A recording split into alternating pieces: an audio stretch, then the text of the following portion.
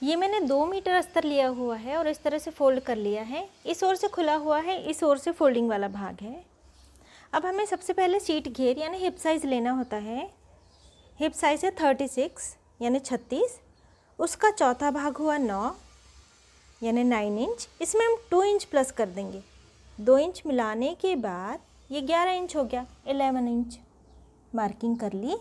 इसके बाद यहाँ से आसन के लिए यानी क्रच के लिए हमें सीट घेर का तीसरा भाग यानी ये हुआ 12, 12 यहाँ तक हमने मार्किंग कर ली और प्लस 1 इंच हमें और लेना होता है, इसलिए हमने ये 13 इंच पे यानी 13 इंच पे मार्किंग कर ली।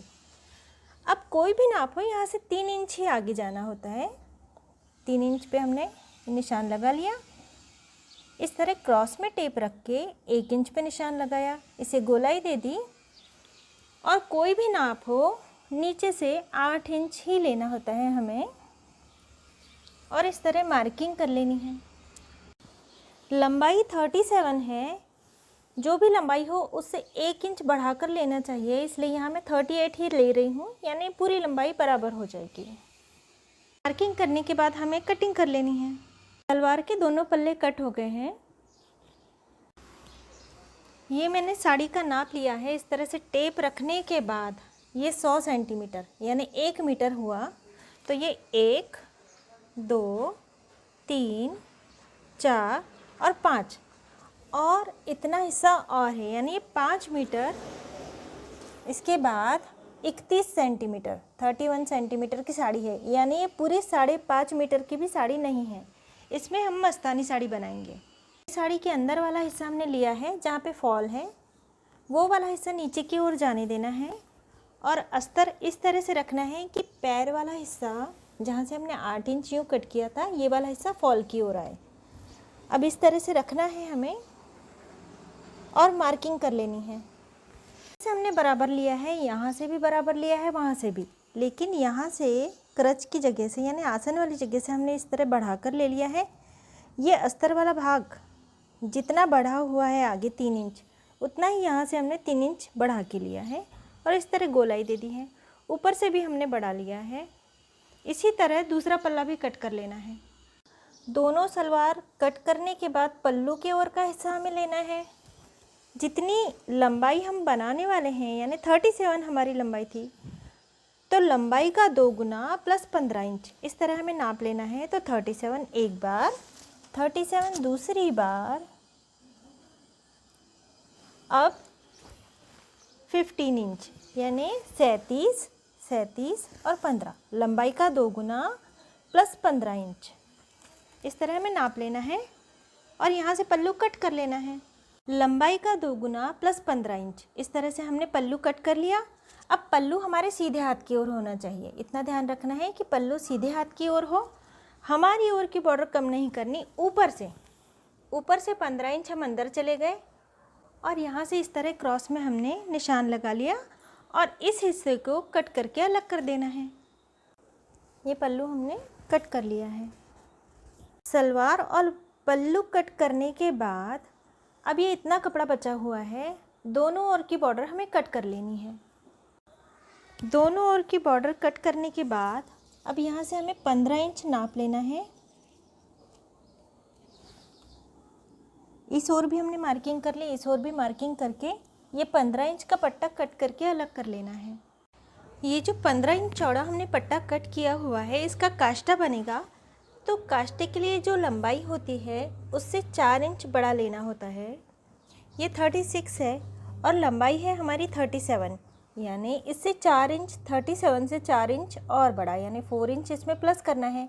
1 2 3 4 यानी 41 इंच होना चाहिए। तो हमारी जो कटिंग बची हुई थी, ये इस तरह से जो कटिंग बची हुई थी, इसमें से इस तरह से 6 इंच का पट्टा कट करके मैं यहाँ जॉइंट कर दूँगी। यानी सिलाई में जाने के बाद लंबाई प्लस 4 इंच 4 इंच बड़ा हो जाएगा लंबाई से, इस तरह काष्टा बन जाएगा और इस ओर हम बॉर्डर लगा देंगे। जो जॉइंट लगाया उसे हमने उल्टे हाथ की ओर ले लिया है। यहाँ पे बॉर्डर दूसरी ओर होनी चाहिए, हमारी ओर नहीं होनी चाहिए। और जॉइंट लगाने के बाद ये 4.5 इंच लंबा हो गया है। अब यहाँ से हमें क्रच कट करना है उल्टे हाथ की ओर से। जो हमने सलवार कट की हुई थी उसका आसन वाला भाग इस तरह रख देना है, मार्किंग कर लेनी है और कट कर लेना है। आसन कट करने के बाद यहाँ से 4 इंच हमें अंदर चले जाना है, निशान लगा लेना है और इसे गोलाई देकर कट कर लेना है। ये काष्टा उल्टे पैर में पीछे की ओर लगता है। पल्लू, सलवार और काष्टा कट करने के बाद अब ये 43 इंच लंबा कपड़ा बचा हुआ है। दोनों ओर से बॉर्डर हमने कट की हुई थी। 43 इंच यानी 1 मीटर और 10 सेंटीमीटर का ये कपड़ा है। बूटियाँ यदि बनी हुई है तो बूटियाँ सीधी होनी चाहिए। यदि उल्टी बूटी बनी होगी, यदि आप उल्टा वाला कपड़ा ऊपर ले रहे हैं तो ये सारा गलत हो जाएगा। सीधी बूटियाँ जहाँ हैं, सीधा कपड़ा हमें रखना है और इन दोनों सिरों के बीच वाला हिस्सा इस तरह से हमें क्रॉस में फोल्ड करना है और कट कर लेना है। ये पल्ला कट करने के बाद इसे बस इस तरह घुमाकर यहाँ पे जोड़ देना है। ये हिस्सा जोड़ने के बाद ये जो क्रॉस वाला भाग है यहाँ हमें बॉर्डर लगा लेनी है। जॉइंट भी लगा लिया है, नीचे बॉर्डर भी लगा ली है। अब जो सीधा वाला भाग है यहाँ 8-8 इंच पे हमने निशान लगा लिए हैं। ये पहला निशान 1 इंच के अंतर पे हमने लगाया था। इसके बाद 8-8 इंच के अंतर पे जो निशान थे उसमें से पहला निशान इस तरह से पकड़कर यहाँ हमें रख देना है। दूसरा निशान भी पकड़कर इसी तरह से रख देना है पहली प्लीट्स के ऊपर। बस पहली प्लीट्स और दूसरी प्लीट्स के बीच में गेहूं भर का बिल्कुल थोड़ा सा अंतर होना चाहिए। इसी तरह एक के ऊपर एक हमें सारी प्लीट्स रख लेनी है। अब ये सारी प्लीट्स हमने ले ली है और पाव इंच का अंतर है सभी प्लीट्स में। थोड़ा ज़्यादा लिया है, इसमें गेहूं भर से थोड़ा ज़्यादा अंतर है। अभी जो आखिरी वाला भाग है इसमें बॉर्डर को इस तरह फोल्ड करना है, यहाँ से भी फोल्ड कर देना है और सिलाई लगा लेनी है। और जो आखिरी की प्लीट्स है ये वाली एक प्लीट हमें खोल लेनी है। यहाँ सिलाई लगा के इसे फिक्स कर लेना है।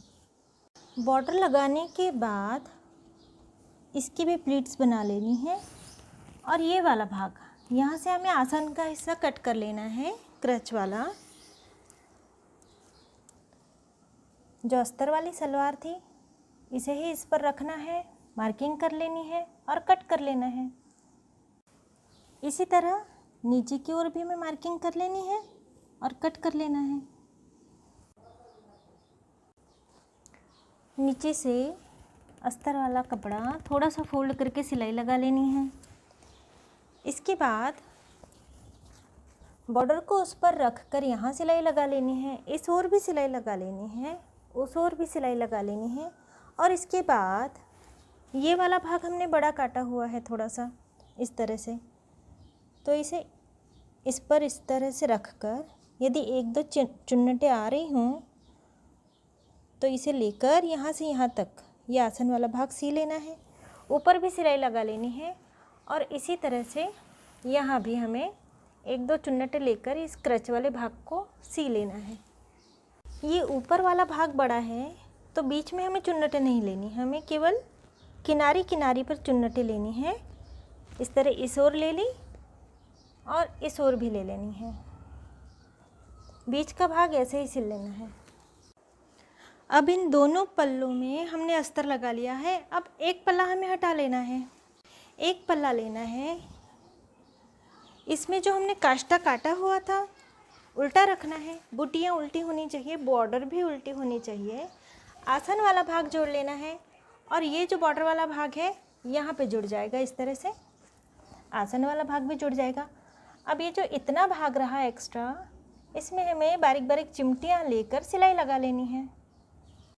प्लीट्स में प्रेस कर ली है और इसके बाद यहाँ एक एक हमने टाका लगा लिया है। इस वाली प्लीट्स का टाका केवल इस प्लीट्स में है, नीचे तक नहीं है। और इस प्लीट्स का टाका भी केवल एक प्लीट में है, यानी हर प्लीट्स का टाका केवल एक प्लीट्स में इस तरह से लिया हुआ है। अब जिस पल्लू में हमने काष्टा जोड़ा हुआ था, ये उसी पल्लू में हमें ये प्लीट्स भी जोड़ देनी है। इस ओर हमने काष्टा जोड़ा है, काष्टा उल्टा है लेकिन प्लीट्स हमें सीधी जोड़नी है। इस ओर के आसन वाले भाग में यानी क्रच वाले भाग में हमें प्लीट्स जोड़ देनी है। नीचे तक सिलाई लगा लेनी है, यहाँ से यहाँ तक। कमर की ओर का हिस्सा हमारी ओर है, यहाँ हमने प्लीट्स फिक्स की और यहाँ काष्टा उल्टा है, प्लीट्स सीधी है। अब ये जो दूसरा पल्ला है इसमें हम पल्लू फिक्स करेंगे। पल्लू सीधा रखना है, बॉर्डर सीधी रखनी है, हमें सीधी होनी चाहिए बॉर्डर। और जो बड़ा वाला भाग है ये नीचे जाएगा, जो हमने 15 इंच एक्स्ट्रा काटा हुआ था पल्लू में, ये भाग नीचे जाएगा और छोटा वाला भाग ऊपर आएगा। यहाँ से 1 इंच हमें छोड़ देना है और इसके बाद पल्लू लगाना शुरू करना है। जहाँ तक बॉर्डर है वहाँ तक सीधी सिलाई लेनी है। इसके बाद चिमटियाँ लेते हुए क्रच तक जाना है और यहाँ से 4 इंच नीचे तक हमें पल्लू जोड़ना है। क्रच जहाँ ख़त्म हो रहा है वहाँ से 4 इंच नीचे तक इस तरह हमें पल्लू जोड़ना है और चिमटियाँ ले लेकर पल्लू को यहाँ फिक्स कर लेना है। पल्लू जोड़ लेने के बाद ये वाला हिस्सा इस पर रख देना है और आसन वाला भाग यहाँ से भी सी लेना है। और पल्लू अच्छी तरह से अंदर करने के बाद ये वाला भी आसन का भाग यानी क्रच का भाग सी लेना है। क्रच का भाग यानी आसन का भाग इस तरह से सिलने के बाद इसे इस तरह से रखना है और इस भाग में भी सिलाई लगा लेनी है। सिलाई लगाने के बाद इसे सीधा कर लिया है। यहाँ से ये पल्लू है और ये काष्टा इस तरह से उल्टा है, इस तरह से सीधा है। अब प्लीट्स लेनी है और प्लीट्स का बिल्कुल बीच वाला भाग और ये सिलाई वाला भाग एक के ऊपर एक रख कर सिलाई लगा के फिक्स कर देना है। ये सामने वाला हिस्सा प्लीट्स का ये वाला भाग इसे हमें यहाँ रखना है।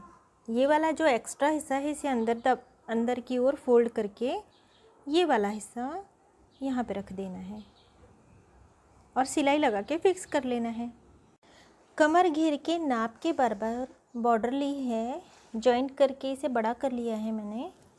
2 बार फोल्ड करके सिलाई लगा ली है। अब बॉर्डर सीधी है और ये वाला भाग किनारी वाला है, ये वाला कटा वाला भाग है। प्लीट्स और कमर का ये हिस्सा, ये वाला हिस्सा और प्लीट्स, इसके बिल्कुल बीचों बीच में हमें ये बॉर्डर रखनी है सीधी।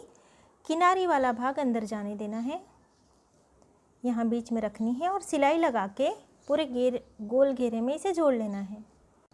इसके बाद इसे इस तरह से पलटा कर यहाँ रख कर सिलाई लगा लेनी है।